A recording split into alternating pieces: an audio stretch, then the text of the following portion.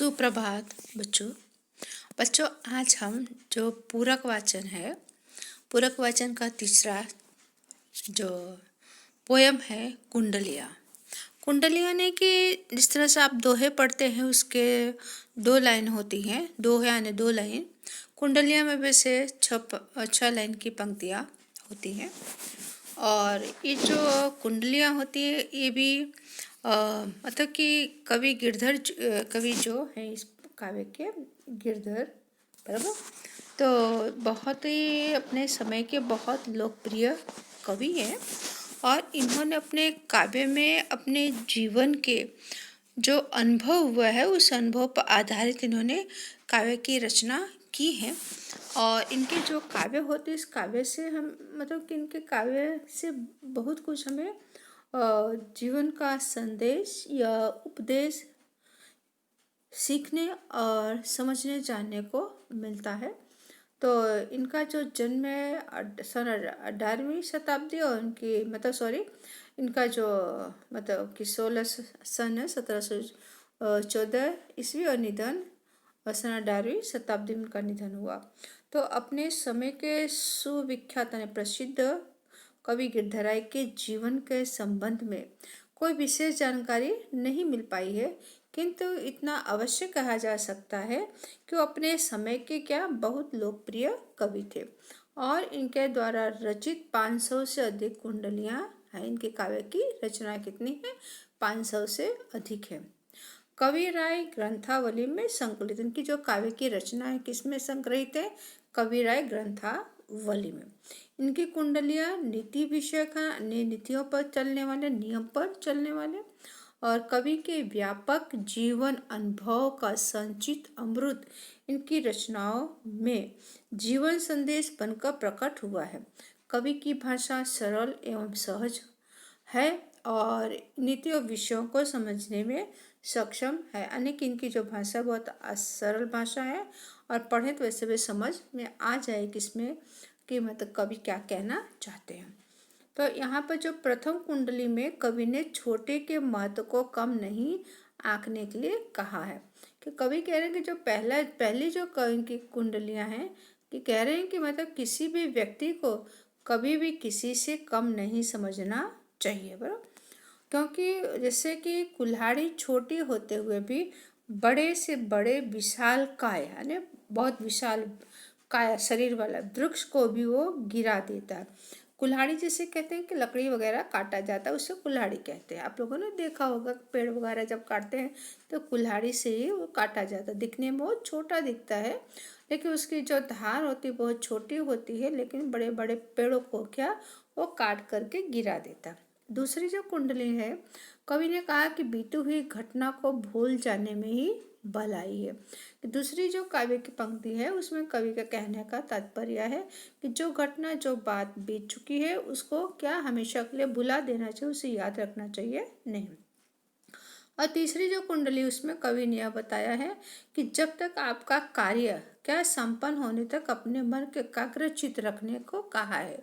कि कवि ये कहना चाह रहे हैं कि जो भी आप कार्य करने चाह रहे हैं और जब तक आपका कार्य वो काम सफल ना हो जाए तब तक अपने मन को क्या करना है? एकाग्रचित अपने मन को शांत रखना नहीं, बात किसी को कहना नहीं है। इससे कार्य पूरा भी हो जाता है और लोगों को हंसने का मौका भी नहीं मिलता। तो जो भी काम करने जा रहे हैं जब तक काम नहीं होता तब तक किसी को उसके बारे में जानकारी नहीं देनी चाहिए। मान लो कि आपने जानकारी दे भी दी भाई हम ये करने जा रहे हैं, ऐसा है। मान लो कि एग्जाम्पल कि हम अमेरिका जा रहे हैं इस तारीख को, बराबर, और किसी कारणवश आप नहीं जा पाए, लोगों को बता दिया तो लोग क्या बोलेंगे कि जो कि बहुत डंफास मार रही थी ना, नहीं गई, बराबर, खाली खाली झूठ झूठ बोलती, तो लोगों का हंसने का मौका, बात करने का मौका मिल जाता है। तो कवि यही अपने काव्य की पंक्ति में यह उपदेश, यह संदेश दिए हुए। तो हम देखते हैं आगे कवि की जो रचनाएं, जो पंक्तियां हैं और पंक्तियों के बारे में हम पढ़ेंगे, बराबर। तो कवि की यहाँ पर पहली जो पंक्ति है इनकी, बराबर। तो पहली जो है कवि कह रहे हैं कि कवि पहली पंक्ति में कहना चाह रहे हैं कि साई ए न विरोधिये छोट बड़े सब भाव भाई भाई भाई यानी पसंद, बराबर। भाई यानी पसंद। ऐसे भारी वृक्ष को, बराबर, भारी यानी विशाल, कुल्हाड़ी देत गिराए, यानी उसकी गिराए ने काट कर गिरा देता। कुल्हाड़ी देत गिराए मार के जमी गिराए, जमी यानी जमीन, मार यानी मार मार के। टुक टुक कै काटे समुद्र में देत बहाए, टुक टुक ने उसके टुकड़े टुकड़े करके, क्या, टुकड़े टुकड़े करके उसे समुद्र में बहा दिया जाता है। कह गिरधर कबीराय फूट जई के घर आए, फूट अने जिस घर में क्या आपस में फूट हो। हिरण कश्यप कंस गए बलि रावण साय, बराबर, कि जिसके घर में क्या फूट होता है, बराबर, आपस में नहीं बनती, उसकी वजह से हिरण कश्यप भी मारे गए, कंस भी मारा गया और बलि भी और रावण भी। तो इस पंक्ति को पूरी तरह से फिर से समझते हैं। साई यानी प्रभु, बराबर, साई यानी प्रभु। तो कवि गिरधर कहते हैं कि छोटा हो या बड़ा, बराबर, छोटा हो या बड़ा, कभी किसी का हमें क्या, छोट बड़े सब भाई विरोधी है। यानी कि कवि कह रहे हैं कि छोटा हो या बड़ा हो, कभी भी हमें किसी का विरोध नहीं करना चाहिए, बराबर। छोटे बड़े सब भाई यानी सबको महत्व देना चाहिए, छोटा हो या बड़ा हो सबको बराबर महत्व देना चाहिए। फिर कवि कह रहे हैं कि ऐसे भारी वृक्ष को कुल्हाड़ी देत गिराए, कि वृक्ष इतना बड़ा और विशाल होता है, फिर भी कुल्हाड़ी क्या है, छोटी है, बराबर, कुल्हाड़ी छोटी है, फिर भी क्या करती हो, बड़े विशाल वृक्ष को कुल्हाड़ी जमीन पर उसे गिरा देती है और गिरा करके उसके छोटे छोटे टुकड़े करके उसे समुद्र में बहा देने लायक बना देती है। और कवि कह रहे हैं, लास्ट जो पंक्ति यहाँ पर है, कह गिरधर कबीराय फूट जई के घर आए, हिरण कश्यप कंस गए बलि रावण साय। कवि कह रहे हैं कि जिस घर में फूट पैदा होती है उस घर का यही हाल होता है। हिरण्यकश्यप, कंस राजा, बलि और रावण के परिवार आपसी फूट के कारण ही क्या हुए, नष्ट हुए। बच्चों, आपको तो हिरण्यकश्यप की कहानी मालूम है, कंस का भी, और बलि और रावण, इनके बारे में भी आप जानते हो। ओके, तो इसलिए क्या आपस में कभी भी फूट होनी चाहिए नहीं, क्योंकि घर में घर की बातें जो होती है कौन लेके जाता है बाहर, घर के लोग ही बाहर बातें लेकर के जाते हैं। कहा गया है कि घर का भेदी लंका डाहे, यानी घर की बात क्या होता है, हम ही लोग बाहर कहते हैं, लोगों को पता चलता है हमारे घर के बारे में, और जब लोगों को पता चलता है तो लोग क्या करते हैं, हमारे साथ यानी कि दुश्मनी जो होते उसे निकालते हैं।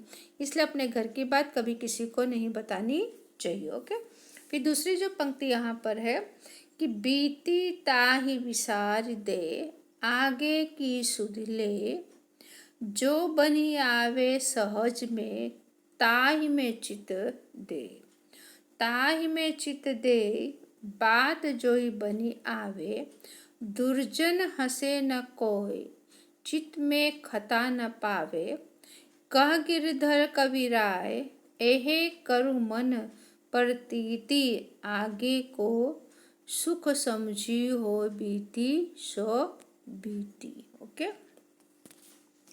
यहाँ पर कवि गिरधर जी कह रहे हैं कि जो बात बीत गई है उस बात को भूल जाओ और आगे की सिद्ध लेख, यानी कि आगे भविष्य के बारे में सोचो, तो जिससे क्या होगा, तुम्हारा काम सहज यानी आसान, बराबर, कि तुम्हारा आसानी से क्या होगा, काम बन सकता है, बराबर। और उस काम में क्या करो, चिताने मन, अपने मन को लगाओ, बराबर। ताहि में चित दई बात जो ही बनी आवे। ऐसा करने से कोई नई बात बनेगी। अगर अपने मन को किसी काम में लगा देंगे तो आपका क्या होगा, कुछ अच्छा काम बन जाएगा, बराबर। और फिर कह रहे हैं कि दुर्जन, दुर्जन यानी दुष्ट, बराबर, कि जो दुष्ट लोग होते हैं वो क्या करते हैं, हंसी उड़ाने का अवसर उन्हें मिल जाता है, बराबर। आप देखना कि आपका कुछ थोड़ा सा कुछ गलत होता है, बराबर, ये बोलते समय कहीं कुछ आपने प्रोनाउंस उच्चारण में कहीं गलतियाँ कह दी, हो गया, बराबर, लोग क्या करते हैं, उसका मजाक करते हैं, उसकी मस्करी करते हैं और उसका उड़ाने लग जाते हैं, बराबर। तो ऐसे कौन से ऐसे कभी कभी ऐसे दुष्ट लोग होते हैं जो उनको किसी का मतलब कि हंसी उड़ाने को उन्हें समय मिल जाता है। तो ऐसे को हमें समय नहीं देना चाहिए। और तुम्हारे मन में कोई अपराधी भाव भी पैदा ना होगा। ओके, दुर्जन हंसे न कोई, चित्त में खता ना पोके। फिर आगे कवि कह रहे हैं कि जो अंतिम दो लाइन है यहाँ पर, कि कवि गिरधर कहते हैं कि विश्वास करने योग्य यही बात है कि गिरधर कह रहे हैं करु में प्रतीति यानी प्रेम, आगे को सुख समझिए सो बीती। यानी कह रहे हैं कि जो बीत गया उसे भूल जाओ और क्या भविष्य के बारे में, आगे के बारे में सोचिए, बराबर। बीती हुई बात को याद नहीं करना चाहिए। ओके, फिर आगे जो अंतिम पंक्ति है यहाँ पर कवि गिरधर कह रहे हैं, साई अपने चित्त की भूल न कहिए कोई, बराबर।